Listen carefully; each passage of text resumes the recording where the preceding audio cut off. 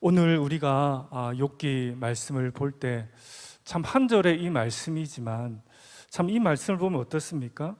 온전하고 정직하여 그와 같은 사람 없다. 하나님을 경외하는 사람 이 세상이 없다라고 욥에 대해서 딱 8절 한 절에 이렇게 말을 하고 있습니다. 그런데 여러분 알다시피 욥은 어떻습니까? 이 하나님을 경외하는 자, 악에 떠난 자, 세상에 이런 사람 없다라고 말했는데 정말 엄청난 고난과 고통 가운데 지디겨 버려진 그 삶을 우리가 볼 수 있다라는 거죠. 우리는 제3자의 입장에서 욥을 관망하고 바라보고 읽지만은 내 자신이 욥이라고 대입을 시켜본다면 어떻겠는가라는 거죠. 안 그렇겠습니까?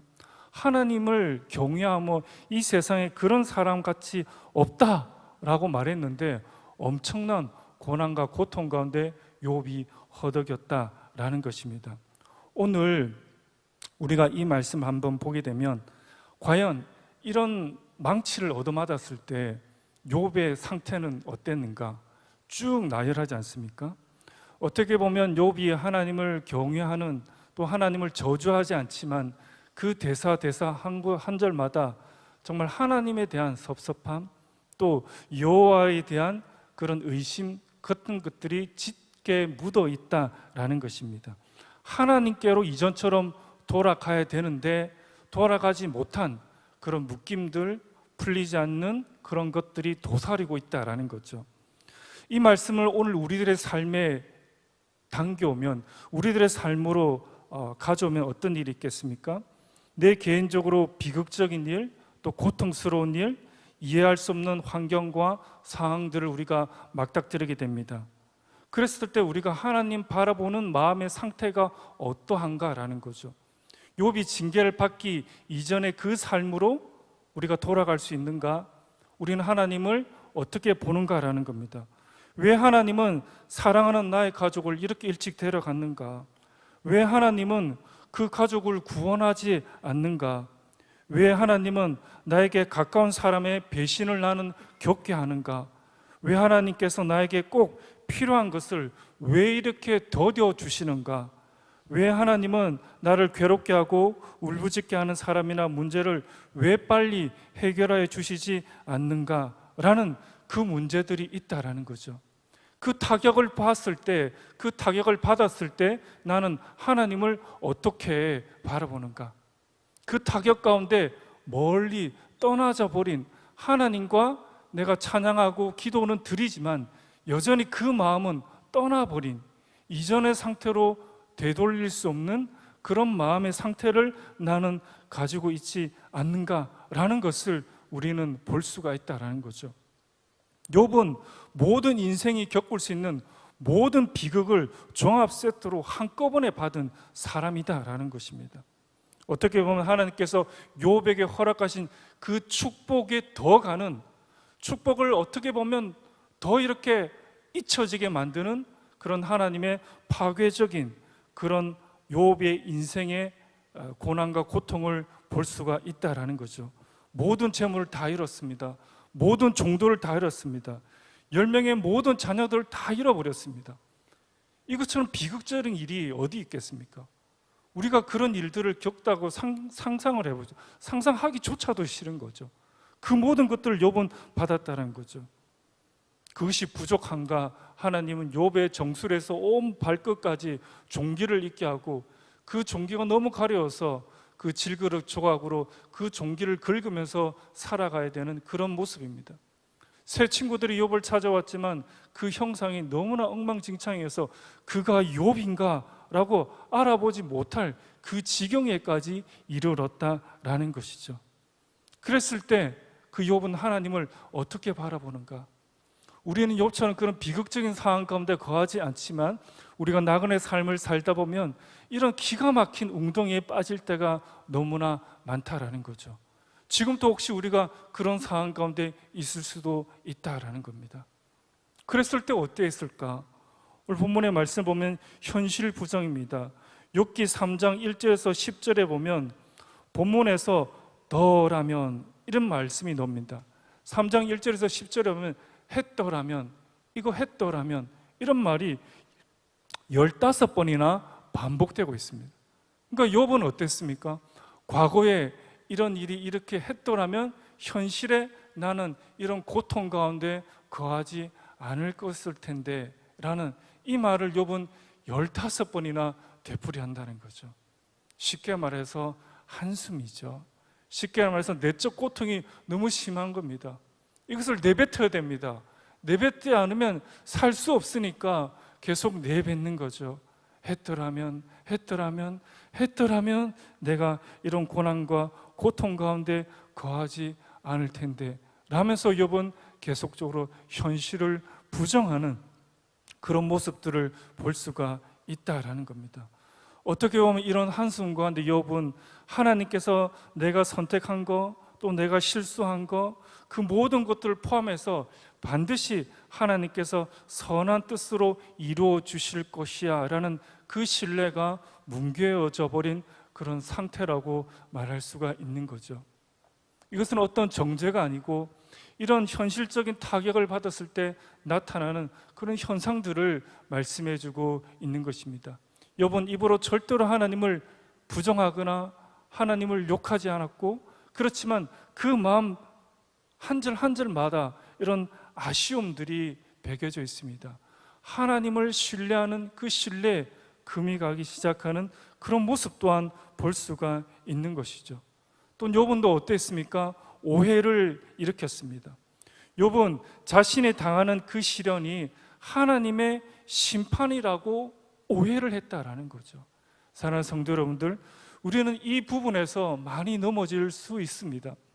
하나님은 비록 우리가 잘못과 또 하나님 보시기에 좀 그릇된 모습은 있지만은 하나님은 결코 우리는 그 심판을 하지 않는다라는 겁니다. 우리는 그것을 꼭 기억해야 됩니다. 근데 욥은 그것을 기억해내지 못했습니다. 욥기 6장 4절에 보면 이런 말씀이 있죠. 전능자의 화살이라고 말했습니다. 전능자가 화살을 쏘아서 내가 심판을 받고 죽게 되었다라고 오해를 하게 된 거죠. 아무리 하나님의 그 징계가 짙지만은 이런 오해까지 가면 안 된다라는 것을 우리는 딱 붙들어야 됩니다.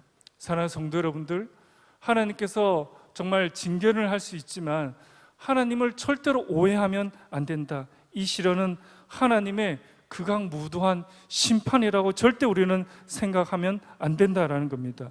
욥기 6장 9절의 말씀이 있습니다. 우리 다 같이 한번 읽어보도록 하겠습니다. 시작. 나를 멸하시기를 기뻐하사 하나님이 그의 손을 들어 나를 끌어버리실 것이라. 나를 멸하시기를 기뻐한다고 욥은 말하고 있죠. 너무 고통이 심한 것은 이해하지만 이것은 오해다라는 겁니다. 사랑하는 성도님, 이것은 오해입니다. 하나님이 결코 멸하시기를 기뻐하지 않으십니다. 손을 들어서 당신의 사랑하는 백성을 절대로 끊어버리지 않는다라는 겁니다. 그래서 시련 가운데 있을 때 우리는 이런 오해를 절대로 가지면 안 된다는 겁니다. 욥은 이 오해를 넘어서서 이 시련이 자신을 압도하는 그런 고백을 하게 됩니다. 욥기 6장 2절과 3절 우리 다 같이 한번 읽어보도록 하겠습니다. 시작. 나의 괴로움을 달아보며 나의 파멸을 저울 위에 모두 놓을 수 있다면 바다의 모래보다도 무거울 것이라. 정말 욥은 숨도 쉴 수 없을 정도로 그냥 압사돼 버렸죠. 고통 가운데 압도되어 버렸습니다.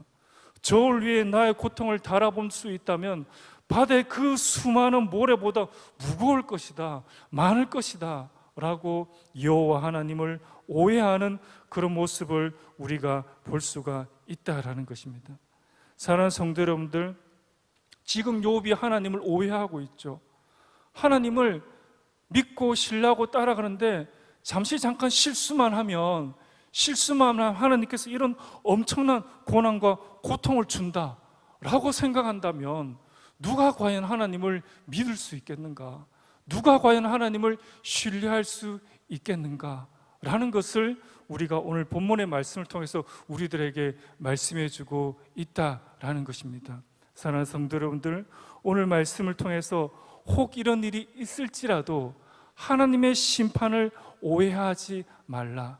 그 시련을 하나님의 심판으로 오해해서 하나님이 우리를 그 인생 가운데 끊어버릴 것이다, 하나님께서 나를 멸하시기를 기뻐할 것이다 라고 절대로 생각하지 말아야 된다라는 것입니다. 뿐만 아니라 마지막으로 욥은 불평에 이르게 된다라는 것입니다.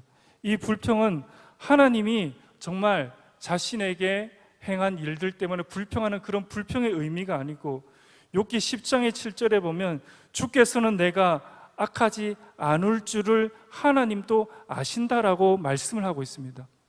하나님이 욥이 자신이 악인이 아닐지라는 것을 알고 있다라는 거죠.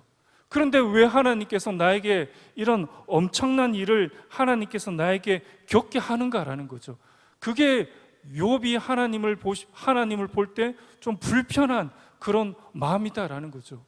분명 하나님께서 욥기 10장 7절에 주께서는 내가 욥이 악하지 않을 줄을 하나님도 아시면서 왜 이런 엄청난 고난과 고통 가운데 나를 두느냐라는 거죠. 그것이 욥이 하나님 볼 때 불편한 마음이다라는 거죠. 풀리지 않는 마음이라는 거죠. 그러면서 욥은 욥기 9장에 보면 하나님의 절대 주권을 인정합니다. 그리고 10장 16절과 17절에도 보면 하나님께서 왜 이렇게 자신에게 가혹한 일을 행하시는가에 대해서는 이해할 수 없다라는 그런 불편한 마음을 내비치는 그런 모습을 볼 수가 있다라는 거죠. 욥은 하나님을 완전히 떠나는 것이 아닙니다. 하나님 주권을 완전히 인정하지 않는 것이 아닙니다. 주권도 인정하고 하나님을 떠나지 않지만 왜 내가 악인이 아닌데도 악인이 겪어야 될 그 이상의 고난과 고통 가운데 주님께서 나를 머무르게 하시는가에 대해서 욥은 너무나 불편한 그런 마음들을 가지고 있다라는 것을 볼 수가 있다는 것입니다. 너무 고통스럽다라는 거죠. 자신의 육체뿐만 아니라 그 영혼까지 정말 압사하는 그런 고난과 고통이 너무나 욥에게는 힘든 그런 모습을 볼 수가 있습니다. 욥은 정말 많은 고난과 고통 가운데 현실을 부정할 수밖에 없고, 또 하나님을 오해할 수밖에 없고, 또 풀리지 않는 그 물음 가운데 욥은 불평할 수밖에 없는, 불편한 그 마음을 가질 수밖에 없는 그런 상황 가운데 욥은 처하게 됐다라는 것이죠. 사랑하는 성도 여러분들, 우리는 어떻습니까? 이 세 가지 중에 몇 가지가 포함되어 있습니까? 아니면 이 세 가지를 다 포함하고 있습니까? 그런 상황들을 가지면, 그런 마음을 가지면 우리는 하나님께로 돌아갈 수 없다라는 거죠. 그것을 우리들에게 말씀해 주고 있습니다. 내가 하나님을 찬양하고 경배하고 있지만 내가 여전히 현실을 부정하는가? 그렇게 그랬더라면, 그리고 나는 하나님을 여전히 오해하고 있는가? 또 여전히 난 하나님을 풀리지 않는 그 물음 가운데 내가 하나님을 향해서 불평하고 있는가? 그것은 바로 하나님께로 돌아가야 되는데 아직 하나님께로 돌아가지 못한 그 마음의 상태를 우리들에게 오늘 욥기를 통해서 보여주고 있다라는 거죠. 그런 우리가 하나님께로 돌아갈 수 있는, 그런 욥이 하나님께로 돌아갈 수 있는 그 방법, 하나님께로 돌아가는 그 길은 무엇일까요? 오늘 본문의 말씀을 보면 그렇습니다. 그런 끊임없는 논쟁이 있습니다. 끊임없는 논쟁이 37장까지 욥기서는 이루어지게 됩니다. 그런데 마지막에 어땠습니까? 38장에 하나님께서 폭풍우 가운데 등장합니다. 그때 여호와께서 폭풍우 가운데서 욥에게 말씀하여 이르시되 라면서 하나님께서 말씀을 하기 시작합니다. 그 말씀의 요점은 딱 한 가지입니다. 하나님만 아실 수 있고 하나님만 하실 수 있는 주권적인 일들을 욥에게 말합니다. 하나님만 아실 수 있고 하나님만 하실 수 있는 하나님의 그 절대 주권에 관한 일들을 욥에게 하나님께서 쏟아내게 됩니다. 38장에서 41장까지 하나님께서는 쏟아내게 되죠. 그 말을 듣고 욥은 어땠습니까? 변화되게 됩니다. 그 말을 듣고 욥은 말을 하게 됩니다. 42절 1절과 3절에 보면 욥이 여호와께 대답하여 이르되 주께서 못하실 일이 없사며 무슨 계획이든지 못 이루실 것이 없는 줄 아오니 무지한 말로 이치를 가리는 자 누구오리까? 나는 깨닫지도 못한 일을 말하였고 스스로 알 수도 없고 헤아리기 어려운 일을 말하였다면서 욥은 전격적으로 하나님께로 돌아가는 그런 일들이 벌어지게 됩니다. 너무 이건 획기적입니다. 그렇게 하나님에 대해서 현실을 부정하며 오해를 하며 그리고 어떻게 보면 불평 가운데 있는 욥이 하나님의 이 말씀을 듣고 하나님만이 아실 수 있고 하나님만이 하실 수 있는 그 말을 듣자마자 욥은 완전히 변화되게 됩니다. 주님께서는 말씀하셨습니다. 들으라, 내가 말하겠다. 내가 물을 터이네 너는 내게 대답하여라. 그래서 욥은 말을 하죠. 내가 주께 대하여 귀로만 듣기만 하였사오나 이제는 눈으로 주를 배움나이다 라면서 전격적으로 욥은 하나님께로 돌아가는 그런 일들 가운데 정점을 찍게 된다라는 거죠. 과연 이게 무엇인가라는 겁니다. 풀리지 않는 실타래가 한순간에 풀어지게 되는 거죠. 과연 이것은 무엇을 의미하는가라는 것입니다. 바로 하나님께서 욥에게 말씀하시죠. 주님은 들으라, 내가 말하겠다고 말씀하십니다. 이게 무슨 말입니까? 욥, 너 내면에 시끄러운 소리가 너무나 많다라는 거죠. 의문점도 많고 말해야 되는 거 많고 소가리가 37장까지 됩니다. 했다 안 했다, 친구들은 했다 안 했다, 안 그렇다. 37장까지는 엄청난 소가리죠. 엄청납니다. 욥은 이해할 수 없는 것이죠. 이해할 수 없는 겁니다. 그런데 오늘 주님께서 38장에 말씀하신 것은 들으라, 내가 말하겠다라는 거죠. 우선적으로 너 내면의 소가리는 이해하지만 그것을 멈춰라라는 거죠. 그것을 멈춰라는 거죠. 그것은 너를 해답이 아니다라는 겁니다. 그것은 답을 줄 수 없다는 거죠. 하나님에 대해서 무수한 많은 의문점이 우리들의 삶에 있습니다. 왜 나에게 이런 고난과 고통과 어려움과 질곡이 있는가? 수많은 의문이 있습니다. 소가리가 있습니다. 욥도 동일합니다. 욥은 우리보다 더 하겠죠. 37장까지 이루어집니다. 그런데 하나님께서 말씀하시죠. 하나님만이 아실 수 있고 하나님만이 하실 수 있는 그 말을 하나님께서는 욥에게 하셨다는 거죠. 욥아, 내면의 시끄러운 소리를 멈추어라. 쏟아져 나오는 끊임없는 질문의 답을 찾으려고 애쓰지 말아라는 거죠. 그것을 멈추어라. 그것은 무엇을 해야 됩니까? 내가 너에게 말하는 그 말을 들으라라는 거죠. 그 말을 우선적으로 들으라라는 겁니다. 주님께서 말씀하시고 또 듣고 또 주님께서 물으시는 것에 답을 해라. 그거밖에 없다라는 겁니다. 사랑하는 성도 여러분들, 오늘 주님께서 우리들에게 계시로서 말씀하십니다. 우리가 정말 해답처럼 알아야 되는 이 질문입니다. 이것은 어떤 카테고리 형식이 되어 있습니다. 그래서 여기서 벗어나지 마시고 끊임없는 소가리가 있다면 오늘 주님께서 욥에게 말씀하신 것처럼 하나님께서 나에게 말씀하시는 것이 무엇인가? 그것을 최우선으로 내 마음을 하나님께 열고 할애할 필요가 있다라는 거죠. 그리고 그것만을 듣고 또 내가 대답을 해야 되는 그런 차례에 내가 있다라는 거죠. 내 안에 수많은 시끄러운 소리를 멈춰라라는 거죠. 멈춰라. 쏟아져 나오는 끊임없는 그 질문에 답을 하려고 애쓰지 마라. 37장까지 지루하게 그렇게 하지 말라라고 주님께서 우리들에게 말씀해 주고 있습니다. 계시에 집중을 해라 라고 말씀하십니다. 그러면서 주님께서 우리들에게 믿음을 요구하십니다. 어떤 믿음입니까? 하나님께서 과거에 여러분들에게 베푸신 그 은혜가 있습니다. 축복이 있습니다. 선하심이 있습니다. 인자하심이 있습니다.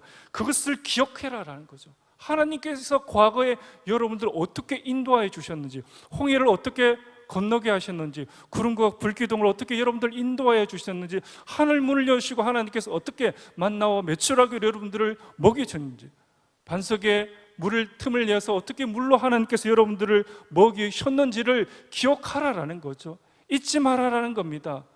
구약의 테마는 기억하라는 겁니다. 왜 잊어버리냐? 그것을 우리는 기억해야 된다는 거예요. 하나님의 계시의 말씀을 그리고 하나님께서 여러분 주신 그 은혜를 기억하라라는 겁니다. 뿐만 아니라 하나님께서 약속하신 장래의 축복을 기대하며 신뢰하라라고 주님께서 우리들에게 말씀해 주고 있습니다. 현재는 불확실하지만 그렇다고 미래까지 불확실하다라고 여러분의 마음을 단정 짓지 마라, 예단하지 마라, 쏠리게 여러분의 마음을 잡아두지 말라라는 겁니다. 미래는 하나님께서 분명한 약속이 있습니다. 장래의 축복이 있습니다. 과거에도 주님께서 이러하였으니까 미래도 반드시 주님께서 여러분들을 그렇게 이끄실 것이다 라는 것을 말씀해 주고 있다라는 것입니다. 사망의 음침한 그 악을 골짜기를 지났던 그 다윗도 고백합니다. 내 평생의 선하심과 인자심이 반드시 나를 따르리니 내가 여호와의 집에 영원히 살리로다. 처참한 인생의 구비곡절을 죽음의 고비를 몇 번이나 넘겼던 그 다윗은 지금도 악을 골짜기를 가지고 있지만 분명히 미래의 장래를 보면서 다윗은 고백합니다. 내가 악을 골짜기에 있으니까 내가 죽고 망하게 될 것이다. 아닙니다. 천만의 말씀입니다. 내 평생의 선하심과 인자심이 반드시 나를 따르려니 내가 여호와의 집에 영원히 살리로다. 아멘. 다윗은 악을 골짜기에 있으면서 이 고백을 하고 있다라는 거죠. 우리는 이것을 절대 놓치면 안 된다라는 겁니다. 이 마음을 우리는 절대로 놓치지 말아야 된다라는 것을 우리는 결코 잊지 말아야 됩니다. 사랑하는 성도 여러분들, 오늘 우리가 이 말씀을 보면서 정말 우리가 그 이유 없는 고난과 고통 가운데 있지만은 구주님께서 주시는 이 말씀을 꼭 기억하시고 주님께서 나에게 주시는 말씀이 무엇인가 라는 그것을 붙들고 또 그것을 주장하고 그곳 가운데 가시길 바랍니다. 그리고 주님께서 우리들에게 주신 이 믿음, 과거의 것들을 추억하고 과거의 인도하심을 보고 또 하나님께서 반드시 미래의 그 소망 가운데 주님께서 여러분들을 이끌어 주실 것이다 라는 것을 결코 잊지 마시고 여러분들이 나아가시는 그런 복된 삶들이 다 되시기를 간절히 바랍니다. 이 시간 한번 기도하도록 하겠습니다. 존귀하신 아버지 하나님, 욥은 37장까지 끊임없는 소가리를 하고 있습니다. 풀리지 않는 그 질문에 대해서 답을 내려고 합니다. 아버지 하나님, 그때 주님께서 욥에게 주님의 이 계시의 말씀을 말씀하여 주십니다. 주여, 동일하게 우리 또한 그 상황 가운데 주님께서 주시는 그 말씀에 천착할 수 있도록 도와주시고 그 말씀을 붙들 수 있도록 도와주시고 그 말씀 가운데 끊임없는 질문들이 멈춰지는 놀라운 일들이 일어날 수 있도록 도와주시옵소서. 그리고 미래의 소망 가운데 장래가 있음을 반드시 믿고 그 여호와 하나님을 붙들면서 나아갈 수 있도록, 그리하여 욥이 당한 그 끊임없는 늪에서 우리가 빠져나올 수 있도록, 그래서 하나님께로 돌아갈 수 있도록 주께서 도우시고 역사하여 주시옵소서. 감사드리며 예수 그리스도 이름으로 기도합니다. 아멘.